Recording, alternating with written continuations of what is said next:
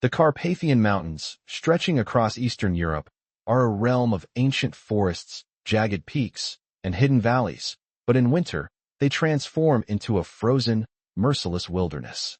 Snow blankets the landscape for months, turning familiar paths into treacherous white deserts and concealing the sounds of predators stalking unseen.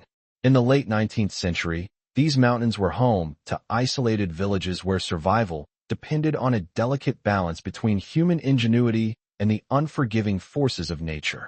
The sheer beauty of the snow-covered slopes is deceptive, hiding the peril beneath.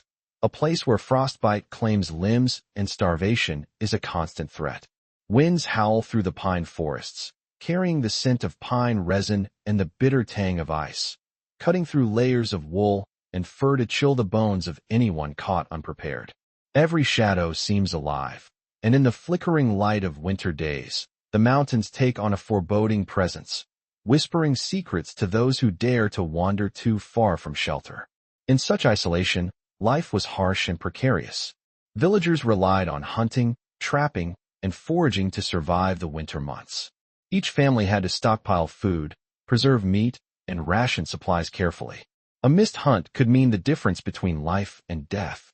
Wolves, bears, and lynx prowled the forests, as accustomed to preying on humans' livestock as they were to surviving the same bitter cold. Children learned early that the mountains were both provider and predator. Legends were born from these encounters, and villagers spoke in hushed tones of spirits, witches, and cursed hunters who had disappeared without a trace. These stories, though steeped in superstition, were reflections of genuine dangers, cautionary tales meant to instill respect for the power of nature. Every local knew that hunger and isolation could twist even the most ordinary man into something unrecognizable. The Carpathians demanded vigilance and cunning, rewarding those who respected its rules and punishing those who underestimated its cruelty. The hunter at the center of our story was shaped by this frozen world. From a young age, he learned to navigate its treacherous paths, to read the tracks of deer and wolves, to sense the weather's sudden shifts that could turn a simple journey into a nightmare. Winter was both his adversary and his teacher. The biting cold honed his resilience, the scarcity of food sharpened his resourcefulness, and the ever-present threat of death imbued him with a cautious cunning. For ordinary villagers, the mountains were dangerous, but for him, they were a proving ground. He moved with a silent grace through the forests, capable of tracking prey and avoiding predators alike. Yet the same skills that allowed him to survive in the wilderness also isolated him from the human world. The mountains demanded solitude, and solitude nurtured a mind capable of both extraordinary ingenuity and horrifying choices. Historical accounts from the region describe winters so severe that entire villages were cut off for weeks. Roads were impassable, and communication with neighboring settlements was sporadic at best. Fires in wooden cabins burned low, leaving families huddled together for warmth, sharing whatever food remained. Starvation was a persistent threat. In such conditions, desperation often overcame morality, and stories of extreme measures taken to survive were whispered in fear and shame. In this context, the notion of survival at any cost was not just an abstract idea, it was a daily reality. Human beings had to confront the primal instincts lurking beneath civility, instincts that could emerge when the body and mind were pushed to their limits. The Carpathians in winter were a crucible, and those who endured it were either hardened by necessity or consumed by it. The landscape itself contributes to the story's tension. Dense pine forests conceal hidden ravines and frozen streams, while the mountain's peaks pierce the sky like jagged teeth. Mist and snowfall reduce visibility to a few meters, making navigation perilous. Travelers can easily lose their sense of direction, and in the biting wind, even experienced hunters have succumbed to exposure. Wolves howl in the distance, their cries echoing through the valleys like eerie warnings. Every footstep in the snow is amplified in the silence, every crack of ice or snapping branch a potential threat. The hunter's intimate knowledge of these dangers gave him an edge, yet even he was not immune to nature's unpredictability. Winter in the Carpathians is an adversary that tests every skill, every decision, every ounce of courage. It is beautiful, brutal, and utterly indifferent to human suffering. Alongside the physical challenges, the psychological impact of the mountains in winter is profound. Isolation presses on the mind, amplifying fear and sharpening instincts. Villagers spoke of a strange, oppressive silence that filled the forests, a silence so heavy it seemed alive. The wind's constant roar, the cracking ice, the shifting snow, these sounds, or absences of sound, became companions in solitude. Those who spent too long alone in the mountains often reported seeing shadows that moved independently, hearing voices carried by the wind, or sensing presences that were not there. Whether these were hallucinations born of cold and hunger or something darker, they left an indelible mark on the imagination of anyone who lived in the high Carpathians. For the hunter, these mental challenges were as real as the wolves and the snow, shaping his perceptions and hardening his resolve to survive.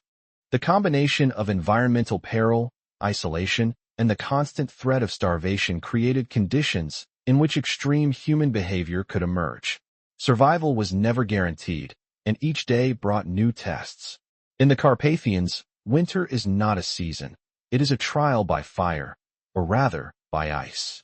The mountains strip life to its bare essentials, exposing the raw instincts buried beneath layers of culture and morality. For those unprepared, winter is lethal.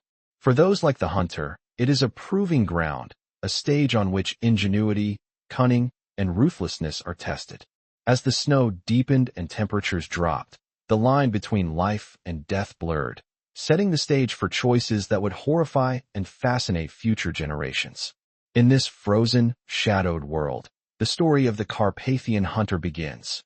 It is a tale born of desperation, shaped by nature's cruelty, and haunted by the ethical boundaries pushed to their breaking point.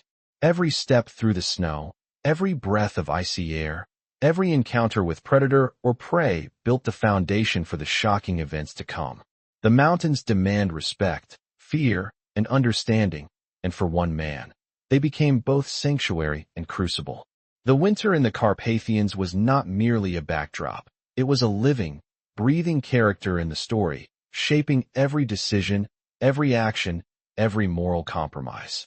In the silence of snow and ice, the shadows lengthened, and the stage was set for survival to become a darkness beyond imagination.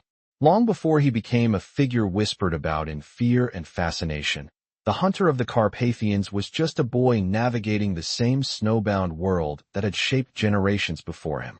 He was born into a life of hardship, in a small, isolated village perched on a mountainside, where survival demanded constant vigilance.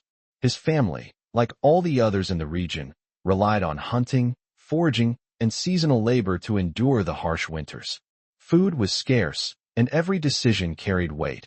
One failed hunt or a miscalculation in foraging could mean starvation. From an early age, he learned the intricate rhythms of the forests, the tracks of deer, the subtle signs of wolves passing through, the hidden burrows of rabbits beneath the snow. Observation and intuition became second nature, skills that would later define his terrifying resourcefulness.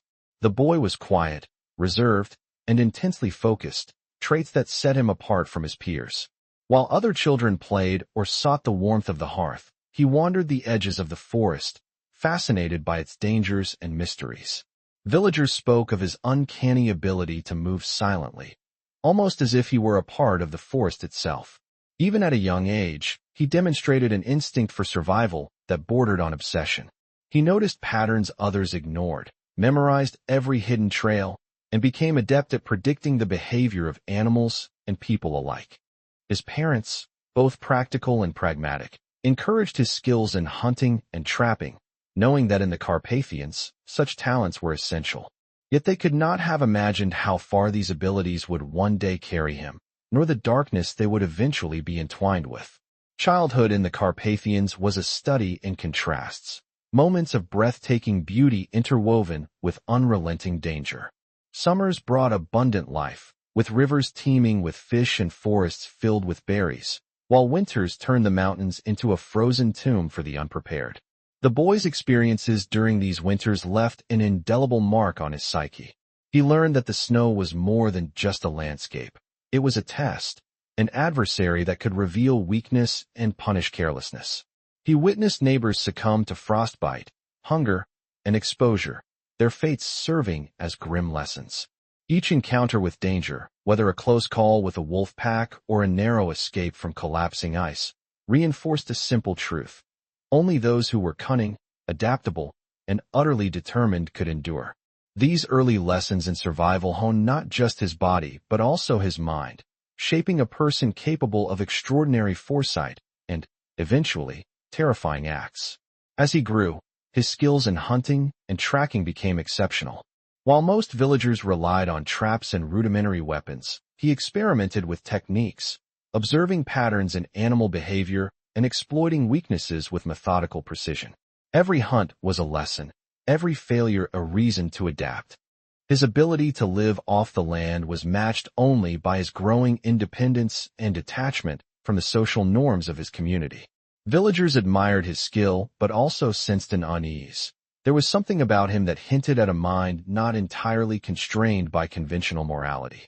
His survival instincts were remarkable, but they were developing in isolation, away from the influence of neighbors and mentors who might have tempered the darker inclinations of his character. Economic hardship further shaped his formative years. The Carpathian villages were impoverished, with families eking out meager existence from small plots of land and seasonal hunting. Scarcity was a constant presence, and the boy learned early that resources were limited and must be maximized. Hunger was not abstract. It was a gnawing reality, shaping decision-making and moral boundaries alike. In moments when food was scarce, he observed the lengths to which people would go: secret hoarding, theft, and cunning negotiation for scraps. These lessons, while seemingly practical, planted seeds for a mindset that would later blur ethical lines. Survival was paramount, and necessity often outweighed morality in a landscape where death lurked at every corner. Beyond the tangible lessons of hunger and danger, the boy was immersed in the folklore and superstitions of the Carpathians. Stories of spirits, cursed hunters, and vengeful wolves filled the long winter nights. Elders spoke in hushed tones of men who had disappeared, never to return, consumed by either the forest or by their own desperation. These tales were warnings, but for the boy, they were also a form of dark inspiration. They illustrated extremes of human behavior and survival, hinting at the capacities hidden within those pushed to the edge. He internalized these narratives, blending practical knowledge with an almost mythic understanding of the forest as both ally and adversary. In his mind, the boundary between survival and transgression was not rigid but fluid, shaped by circumstance, cunning, and necessity. By his late teens, he had transformed into a figure of formidable capability. He could navigate the forest blindfolded, track prey over frozen terrain for days, and sustain himself on whatever the mountains offered. His reputation quietly grew among villagers, a young man capable of feats others would not dare attempt. Yet alongside admiration, there was unease. His detachment, his cold pragmatism, and his relentless focus on survival suggested a mind not entirely governed by conventional morality. What set him apart was not just skill, but the underlying calculus he applied to every decision, weighing survival against ethics, instinct against empathy. It was a calculation that would soon become deadly, as the pressures of winter, hunger, and isolation converged in ways that would test the very limits of human endurance. In the shadows of these mountains, the hunter's formative years were complete. He had been molded by frost, by scarcity, by solitude, and by the ever-present whisper of folklore. Every trial, every cold night, every encounter with predator or prey had contributed to a mindset capable of extraordinary ingenuity and horrifying choices. When winter arrived with its deadly certainty, he was ready, not just to survive, but to cross lines that others could not even imagine. His origins were not merely a backdrop to his later actions. They were the crucible in which both his genius and his darkness were forged.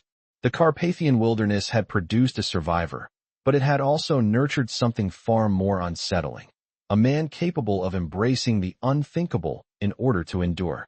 The winter that descended upon the Carpathians that year was unlike any the villagers had ever endured. Snow fell without pause, piling high across the slopes, blanketing familiar paths and transforming the forest into an endless expanse of white. The wind howled through the valleys, cutting through layers of clothing, seeping into the bones of those who dared venture beyond the safety of their homes. For the hunter, the boy who had once wandered these woods with confidence, the season marked the beginning of a relentless trial. Hunger, always a shadow at the edge of survival, became a constant, gnawing presence, pressing him to the edge of human endurance.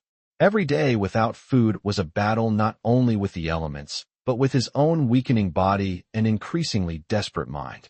In the first weeks of the deep freeze, he relied on the strategies and knowledge that had sustained him through previous winters. Traps were set with meticulous precision, snares laid along the trails where rabbits and small game might pass. He foraged for whatever vegetation could survive beneath the thick snow, and scavenged the remains left by hunters who had failed or abandoned their prey. Yet, despite his experience, the winter proved merciless. Animals moved more cautiously, their tracks covered almost as quickly as they appeared.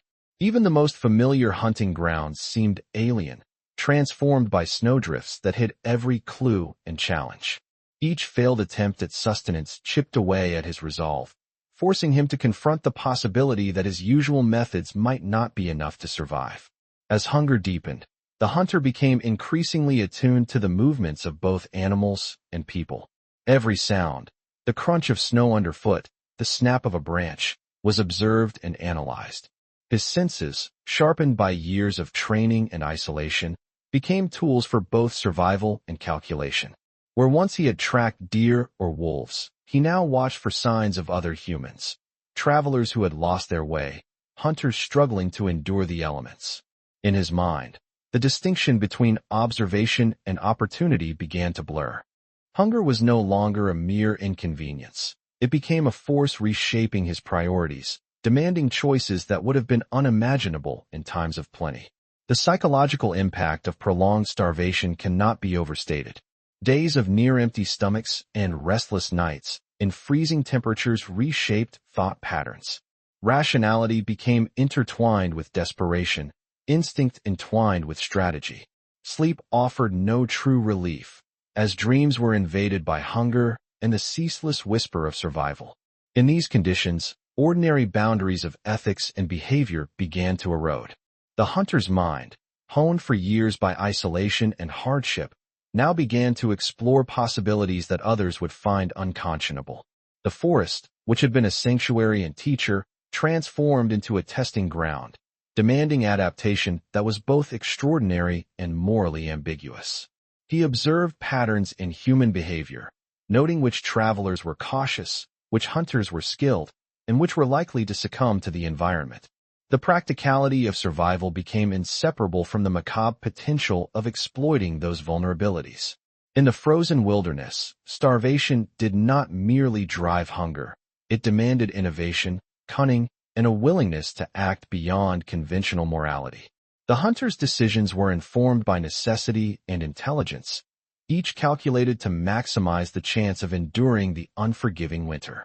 There was no malice in his assessment, only the cold arithmetic of survival. The isolation amplified his focus and sharpened his instincts. Snowdrifts created barriers and concealment alike, forcing him to navigate treacherous terrain with care. Wolves and other predators, equally driven by hunger, became constant reminders of the unforgiving world. Every movement was deliberate, every sound scrutinized. The hunter's mind became a map of both opportunity and threat, blending instinct with careful observation. His understanding of the forest, once a source of wonder and skill, now provided tools for survival that would define his actions for the season. Each day brought new challenges and new calculations. Food was scarce, the cold unrelenting, and the human presence in the mountains unpredictable. In these conditions, the hunter's skills in tracking, observation, and stealth became both his shield and his weapon. The forest no longer simply harbored prey. It harbored danger, opportunity, and a mirror in which he could confront the extremity of his own choices. Hunger had transformed from a need into a defining force, shaping thought, behavior, and moral boundaries.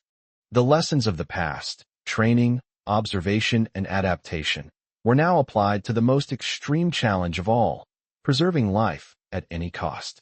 By the height of the winter, the hunter had become almost a ghost within the mountains. He moved silently across snow-laden paths, avoided detection, and survived where others perished. The forest seemed to conspire with him, or perhaps it simply reflected his mastery of it.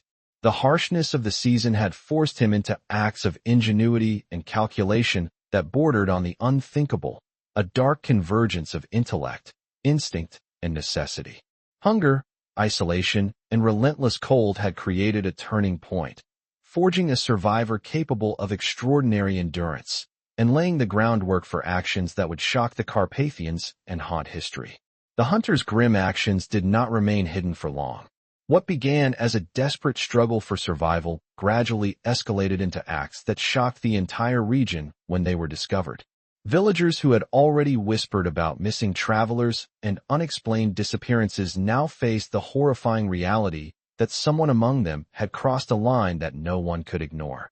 The first reports were met with disbelief, stray evidence, an abandoned camp, strange tracks in the snow, but as more signs emerged, fear replaced skepticism. People spoke in hushed tones of the hunter, their voices trembling not only at the acts themselves, but at the cold logic with which he had executed them. The Carpathians, already a place of shadow and superstition, now seemed darker, haunted by the knowledge that a man had used the merciless winter as both shield and weapon. Authorities eventually became involved after villagers discovered the bodies of missing hunters and travelers, some partially consumed, others left in the snow as grim warnings. Forensic understanding at the time was rudimentary, yet even with limited tools, the pattern was undeniable. The hunter had not killed indiscriminately or by accident. There was method in the horror. Each act was calculated, each victim assessed for survival utility, and every trace meticulously concealed. The forest, which had nurtured his skills, had also become a repository of evidence, telling a chilling story to those who knew how to read it. Investigators followed tracks through deep snow, piecing together a sequence of events that seemed to defy comprehension. The combination of ingenuity, brutality, and cunning painted a portrait of a mind both brilliant and monstrous. News of the hunter's deeds spread rapidly, amplified by fear and fascination. Villagers spoke of nights when he was seen moving silently through the snow, carrying out tasks with unsettling efficiency. Some reported finding abandoned cabins stripped of provisions, footprints that vanished as if into thin air, and tools left deliberately to mislead any pursuers. These accounts heightened the sense of dread in the region, creating an atmosphere in which no one felt truly safe. Parents forbade children from wandering too far, and hunters moved in pairs or groups, their eyes constantly scanning the white wilderness for signs of danger. Rumors multiplied faster than facts, each iteration darkening the tale, blending truth with imagination. In this way, the hunter's story became part of the folklore almost before it was fully understood, cementing his infamy in both fact and legend. Eyewitness accounts added chilling texture to the narrative. Survivors of near encounters described the hunter as unervingly calm, almost detached, his eyes reflecting a cold awareness of necessity rather than malice. He approached situations with the precision of a predator, calculating the outcomes of each action in ways that left others frozen with fear. Those who escaped his reach recounted hours spent hiding in snow-laden forests, listening to the wind mask his approach while their minds raced to anticipate his next move. The tension of these moments, the thin margin between life and death, and the awareness of his intelligence created an enduring sense of terror. Villagers began to realize that they were not just dealing with a desperate man. They were facing someone who had mastered the art of survival to a degree that rendered ordinary moral and physical defenses nearly useless. The psychological impact on the community was profound. Parents, hunters, and elders lived under a shadow of uncertainty, constantly evaluating the movements of the snowbound wilderness. Simple routines, collecting firewood, checking traps, or traveling between villages, became exercises in calculated risk. Fear was pervasive, but it was coupled with morbid fascination. People could not look away from the horror, compelled to understand the mind behind such acts. Stories of missing travelers, strange noises in the night, and the hunter's seemingly supernatural ability to appear and vanish spread like wildfire, creating an aura of legend while grounded in grim reality. The Carpathians themselves seemed to respond to the presence of this predator, the snow and wind becoming accomplices in a narrative that blended survival, terror, and cunning. Historical records later attempted to reconcile fact with myth. Newspapers, local accounts, and official documents chronicled the sequence of disappearances, the meticulous methods of the hunter, and the investigative efforts that eventually pieced the truth together. Yet gaps remained, as is often the case with crimes committed in isolated, hostile terrain. Each missing piece allowed imagination to fill the void, enhancing the sense of dread surrounding the events. For modern observers, these details reveal a chilling interplay of human endurance and moral collapse. The hunter's decisions were not driven solely by cruelty. They were shaped by extreme circumstance, hunger, and an intimate understanding of the wilderness that allowed him to manipulate it to his advantage. In this, the story challenges viewers to confront the darkest possibilities of survival itself. When the evidence could no longer be ignored, authorities mounted organized searches, combing the forests and mountains for clues. The hunter's intimate knowledge of the terrain made capture extraordinarily difficult. He anticipated movements, avoided predictable patterns, and left minimal traces. Each discovery of a victim or campsite only deepened the mystery of his methods and the sheer audacity of his actions. Villagers began to see the landscape itself as complicit, understanding that survival had forced him into a relationship with nature that was both intimate and terrifying. The forests, the snow, and the icy peaks were silent witnesses to acts that challenged morality and logic alike. By the time the hunter was cornered, the Carpathians had already absorbed the shockwaves of his crimes. The region had been transformed, no longer simply a place of harsh beauty, but a stage for horror and survival beyond imagination. His actions revealed the fragility of human morality when confronted with extreme circumstances, and the enduring fascination with his story lies in that very tension between instinct and conscience, life and death, the ordinary and the unthinkable. The mountains, silent and eternal, had witnessed a man pushed beyond limits, leaving behind a legacy of terror, legend, and reflection that would haunt the Carpathians for generations. The capture of the hunter sent shockwaves through the Carpathians. After weeks of evasion, he was finally cornered by a combination of local villagers and law enforcement, a figure both exhausted and calculating, yet remarkably composed. His arrest did not quell the terror he had inspired. Instead, it magnified it. For the people of the region, the mountains that had once demanded respect now seemed tainted by the memory of his acts. The trial became not just a legal proceeding, but a spectacle of horror and fascination, drawing attention from nearby towns and even further afield. The story of the hunter, the man who had survived by crossing the ultimate boundaries of morality, captivated public imagination while simultaneously terrifying it. Courtrooms in the Carpathians at that time were rudimentary, but the proceedings were thorough enough to provide a chilling account of his deeds. Witnesses recounted disappearances, encounters in the forests, and fragments of evidence that painted a horrifying picture of survival turned monstrous. Some described his calm, calculating demeanor, noting that even in the face of capture, he seemed untroubled, almost detached, as though the acts he had committed were simply the natural outcome of necessity. The psychological tension was palpable. Villagers and officials alike grappled with the impossible question of how hunger, isolation, and instinct could warp a person into committing acts so extreme. The trial illuminated not just his crimes, but the human capacity for rationalizing the unthinkable when survival demands it. Evidence presented during the trial was as stark as it was gruesome. Items discovered in his hideouts, traces of human remains, and eyewitness testimony all painted a detailed narrative of premeditation and ruthless efficiency. The prosecution highlighted the methodical way in which he had observed, tracked, and chosen his victims, emphasizing both his cunning and his disregard for conventional morality. Yet, even as the courtroom focused on the horror, there were subtle acknowledgments that his actions had been driven by circumstances few could fully comprehend. Starvation in the Carpathians was a merciless reality, and while the law demanded accountability, the human mind struggled to reconcile the extraordinary circumstances with the extremity of his response. This tension between legal judgment and existential necessity created a sense of unease throughout the proceedings. The defense, limited in both resources and understanding, attempted to contextualize his actions within the harsh realities of mountain life. They argued that extreme conditions can bend moral codes, and that the hunter's ingenuity and skill had kept him alive in situations that would have killed most men. They depicted him as a product of the wilderness, a man shaped by frost, hunger, and isolation, rather than a simple monster. The courtroom, however, was not a place for moral debate.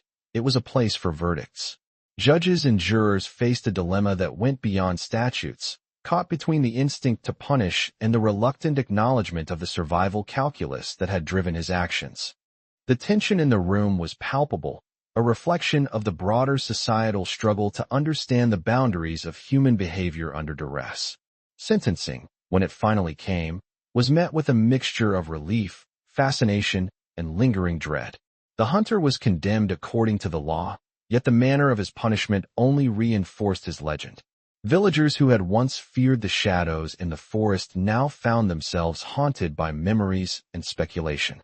Some wondered how much of his story was true, how much was exaggerated by fear, and how much the mountains themselves had conspired to shape his actions. Newspapers carried accounts far beyond the Carpathians, sensationalizing the events while also documenting the extraordinary survival skills and chilling methods employed by a man driven to extremes. The trial thus served not only as a legal reckoning, but as a narrative that cemented his place in regional lore. In the aftermath, the hunter's story persisted in both cautionary tales and folklore.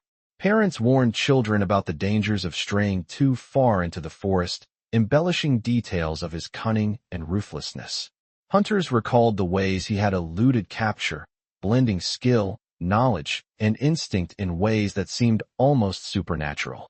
Over time, the story became a part of the Carpathian identity, a dark legend entwined with the reality of the mountain's harshness. His actions challenged the understanding of morality, illustrating how extreme circumstances could push even a skilled, resourceful man into acts that horrified and fascinated simultaneously. The legacy of the hunter extended beyond folklore. Historians, psychologists, and writers have examined his case as an example of human adaptability under extreme duress. It became a touchstone for discussions about survival ethics, the psychology of isolation, and the limits of human endurance. What had begun as a desperate bid to live evolved into a story that questioned the very nature of morality when confronted with death. The Carpathians, which had nurtured his skills and witnessed his actions, remained a backdrop of eerie beauty and silent menace, a place where the boundaries between life, death, and ethical compromise had been forever tested. Even decades later, the memory of the hunter remained vivid. Visitors to the region heard whispers of the forests, stories passed down through generations that blurred fact and legend. The mountains themselves seemed to carry the weight of history, a silent testament to both the power of survival instinct and the darkness it could engender. The hunter had vanished from the forests, but the impression of his deeds lingered like frostbite on the soul of the Carpathians, permanent, cold, and unforgettable. In this way, the trial and punishment did not conclude the story. They formalized it, codifying a legacy of terror, resilience, and ethical ambiguity that continues to captivate and unsettle all who learn of it. The story of the Carpathian hunter does not end with capture, trial, or even punishment. Its true power lies in the lingering questions it raises about survival, morality, and the darkest corners of human nature. When examining his actions, one cannot help but confront the uncomfortable reality that, under certain extreme conditions, ordinary humans may be capable of extraordinary cruelty, yet also remarkable ingenuity. The hunter's deeds challenge the neat boundaries society imposes on morality, revealing a tension between instinct and conscience that few are prepared to contemplate. Isolation, starvation, and fear stripped away the layers of civilization, leaving raw decision-making, unclouded by social norms or empathy. And it is this stark clarity that continues to fascinate scholars, storytellers, and anyone drawn to the edges of human behavior. In the frozen Carpathians, the line between survival and immorality was never fixed. The hunter's mind, forged by years of hardship and solitude, approached life as a series of calculations, every action measured for its potential to sustain existence. The moral code of ordinary villagers, which dictated compassion and restraint, became secondary to the singular imperative to live. Yet, this pragmatic ruthlessness was not mere savagery. It was a reflection of an environment so brutal that conventional ethics could not guarantee survival. The psychological transformation that occurs under such conditions is profound. Fear, hunger, and isolation converge to reshape priorities, and the hunter's choices illustrate the extreme malleability of human behavior when pressed against the edge of life and death. Modern analysis of survival cannibalism, particularly in historical contexts, offers insight into what occurred in those mountains. Researchers have documented instances where humans, faced with starvation and imminent death, resorted to acts that would be inconceivable in normal circumstances. These cases highlight a disturbing but critical point. Survival can provoke behaviors that challenge societal understanding of right and wrong. The hunter's story embodies this principle in stark detail. Unlike accidental or opportunistic instances, his actions demonstrated methodical reasoning, controlled execution, and an intimate awareness of both human and environmental vulnerability. In other words, while driven by desperation, his deeds also reflected a sophisticated strategic mind capable of manipulating extreme circumstances to his advantage. Yet beyond the chilling efficiency lies a deeper psychological tension. What distinguishes the hunter is not merely what he did, but how he reconciled, or failed to reconcile, his actions with any sense of humanity. The prolonged isolation of the Carpathians, combined with relentless hunger, created a mental environment in which moral hesitation could become fatal. Each choice was simultaneously a means of survival and a transgression of the human conscience. The narrative forces observers to confront uncomfortable questions.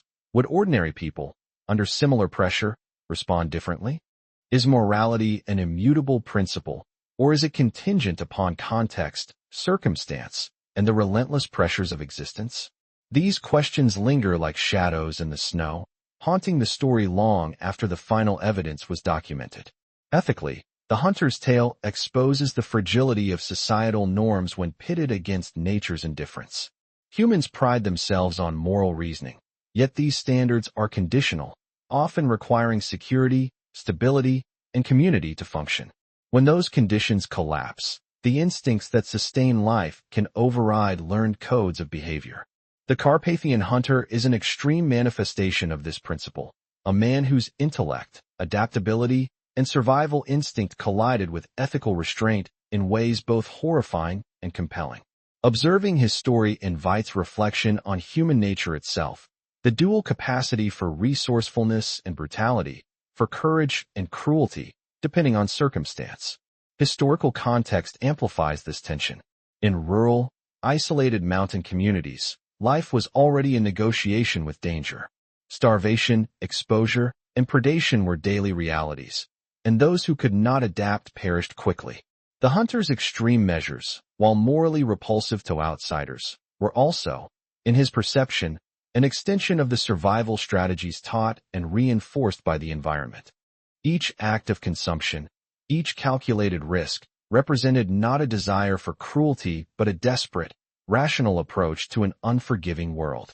His story, therefore, is not only about horror, it is also about the extraordinary, almost alien logic that emerges in conditions where conventional morality offers no guarantee of life. In examining the hunter's legacy, it becomes clear that the fascination with his story is rooted as much in psychological exploration as in historical curiosity. Audiences are drawn to the tension between intellect and instinct, survival and morality, because it reflects a primal truth. Beneath civility lies a set of impulses that, under pressure, can override societal codes. The Carpathians provided both the environment and the catalyst for these impulses to surface, revealing a human nature that is adaptable, ruthless, and disturbingly efficient. Yet within that efficiency exists a mirror, an opportunity to reflect on the limits of empathy, the influence of circumstance, and the capacity for both horror and brilliance in extreme situations. Ultimately, the hunter's story transcends its own historical boundaries, serving as a cautionary tale and a psychological case study. It demonstrates how environment, isolation, and survival pressure can conspire to create conditions under which ordinary human rules falter. The dark reflections it prompts, about instinct, morality, and the tenuous veneer of civilization, linger in the imagination, challenging audiences to grapple with the uncomfortable, universal question: what would we do if faced with the same relentless cold, hunger, and isolation? The Carpathian hunter, through his acts of both ingenuity and terror, forces us to confront the extremes of human nature, leaving a legacy that is as thought-provoking as it is horrifying. Even decades later, the story resonates because it is both a historical account and a psychological exploration. The frozen mountains, the acts of survival, and the moral ambiguity intertwine to create a narrative that is unforgettable. His tale endures not only as a legend of horror, but as a reflection on the human condition, a dark, compelling mirror held up to the instinct for survival, revealing how close ordinary people might come to unimaginable acts when the world itself becomes a merciless adversary. Long after the hunter vanished from the snowbound forests of the Carpathians, his story refused to fade. The mountains, silent witnesses to his deeds, seemed to carry his memory in every wind that howled through the pines, every shadow that stretched across frozen valleys, and every creaking branch under the weight of snow. Villagers continued to whisper about him, not merely as a cautionary tale, but as a living presence, as if the forest itself had absorbed his cunning, ruthlessness, and survival instincts. The Carpathians, already a place of awe and superstition, were forever intertwined with his legend, and anyone who ventured too far into the snowbound wilderness could feel the weight of history pressing against them, a reminder of the thin line between human resilience and human horror. Stories of the hunter persisted in both oral tradition and written accounts, passed down from one generation to the next. Children were warned never to stray alone into the forests, told that the mountains hid eyes that watched, shadows that waited, and a man who had once mastered both the snow and the rules of survival in ways no ordinary human could comprehend. Hunters remembered his skills with a mixture of respect and terror, noting how he had exploited every advantage the wilderness offered, outwitting both man and animal. Even decades later, the tale was told with a deliberate slow cadence, the pauses between words emphasizing the fear and fascination that still clung to the story. It was no longer merely a historical record. It had become legend, a psychological imprint on the landscape itself. The impact of his deeds extended beyond the boundaries of the Carpathians. Scholars, writers, and historians studied the events, seeking to understand how environmental pressures could provoke such extraordinary behavior. Anthropologists examined the survival strategies, psychologists explored the moral and ethical dimensions, and criminologists traced the methods and intelligence displayed in his acts. Each discipline found something to marvel at, to analyze, and in some ways, to fear. His story became a reference point in discussions about human adaptability, the fragility of moral codes under duress, and the thin veneer separating civilized conduct from primal instinct. The Carpathian hunter thus evolved into a figure both historical and archetypal, embodying the extremes of survival and the moral dilemmas that accompany it. The mountains themselves seemed to reinforce the narrative. Travelers spoke of eerily quiet forests, tracks in the snow that disappeared inexplicably, and nights filled with wind that sounded like whispers or distant footsteps. The physical environment became inseparable from the psychological impact of the story. The hunter's legacy was not confined to past events. It lingered in the perception of the wilderness as a place where danger, isolation, and moral ambiguity were ever present. Every crevice in the rock, every snow-covered ridge, and every shadowed valley seemed imbued with the memory of his presence. Visitors and locals alike approached the Carpathians with a combination of awe, respect, and latent fear, understanding that the wilderness had once been a stage for acts that transcended ordinary comprehension. This blending of fact and legend created a powerful cultural imprint. Over time, the story became a lens through which people interpreted the harsh realities of the mountains. Survival, cunning, and ruthlessness were no longer merely traits of one extraordinary individual. They became symbolic of the challenges inherent in living in such an extreme environment. Tales of the hunter were recounted alongside warnings about wolves, avalanches, and sudden blizzards, forming a moral and practical guide to navigating the wilderness. Yet unlike ordinary cautionary tales, this one carried a visceral emotional weight, a dark fascination with the possibilities of human ingenuity and depravity under pressure. Each telling reinforced the duality of the hunter's legacy, a mixture of admiration for his survival skills and horror at the ethical transgressions those skills enabled. Modern interpretations of his story often focus on the psychological aspects. Researchers analyze how prolonged isolation, relentless hunger, and extreme environmental stress can warp perception, dissolve empathy, and sharpen instinct into ruthless efficiency. The hunter exemplifies a situation where intellect and survival instinct converge in ways that can be both brilliant and horrifying. His legacy serves as a case study in how environmental and psychological pressures interact, revealing the capacity for humans to operate outside conventional moral frameworks while simultaneously demonstrating extraordinary resilience and adaptability. It is this tension, the coexistence of horror and admiration, that continues to capture imaginations across disciplines and generations. Despite the passage of time, the story retains its emotional resonance. Tourists, historians, and storytellers alike find themselves drawn to the tale, compelled by the tension between the icy beauty of the Carpathians and the grim reality of the hunter's actions. The mountains, though unchanged in form, are forever colored by memory and legend. The hunter's shadow lingers not only in the snow but in the collective consciousness, a reminder of the fragility of moral certainty when faced with extreme conditions. His narrative challenges assumptions about civilization, morality, and the instinct to survive, raising questions that are as uncomfortable today as they were in the 19th century. Ultimately, the Carpathian hunter remains an enduring symbol of humanity's dual nature. He represents the capacity for resourcefulness, adaptability, and unrelenting determination, but also the potential for cruelty when circumstances push survival beyond conventional limits. His story is a mirror, reflecting the darkest and most resilient aspects of human nature. It resonates because it reminds us that under the right, or wrong, conditions, ordinary humans may confront choices that challenge conscience and compel us to reconsider what it truly means to survive. In the frozen shadows of the Carpathians, his legacy endures, haunting the mountains, inspiring caution, and provoking reflection on the complex, sometimes terrifying, depths of the human condition.